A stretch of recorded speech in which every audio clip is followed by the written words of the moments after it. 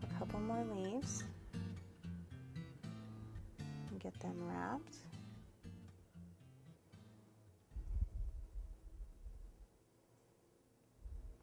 Now if your fingers start to stick, just kind of rub them on either your shirt or wash your hands.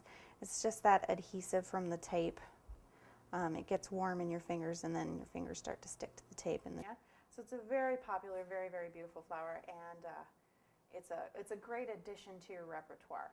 So let's get started. The things you're going to need for this particular project are a flower rack, if you have it, something to dry your flowers on. Some vegetable shortening. This is just, if your gum paste starts to get a little bit sticky, it comes right in handy. I am going to be using platinum paste today. Now, platinum paste is just a particular brand of gum paste. It is my preferred brand of gum paste, which I actually purchased through Diane Grunberg of Avenue Sweet Choices in Michigan, actually. Now, the reason I prefer this particular gum paste over any other is that it rolls a lot thinner and doesn't dry as quickly. It's a little more malleable. It's a little easier to work with. But any gum paste will work for this project if you have satin ice, or even if you make it yourself, or if you prefer to use fondant with Tylose added to it, any of those will work. I have,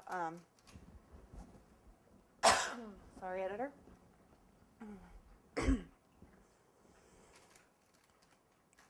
We also have our Dogwood Cutters. We have our 1-petal cutter as well as a leaf cutter, some 33 gauge white paper wrapped wire. We have a leaf veiner as well as our ever popular poppy veiner.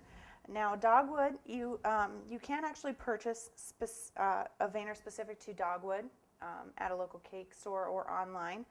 But what I love about the poppy veiner is it'll basically work for just about any wide-petaled flower, whether you're talking about peonies or roses, dogwood, even blossoms. It's a nice, very, very kind of all-purpose veiner. So if you get one of these, it really can cut down on your costs as far as what else you have to purchase. So aside from our veiners, we also have a small acrylic rolling pin. We have a foam mat.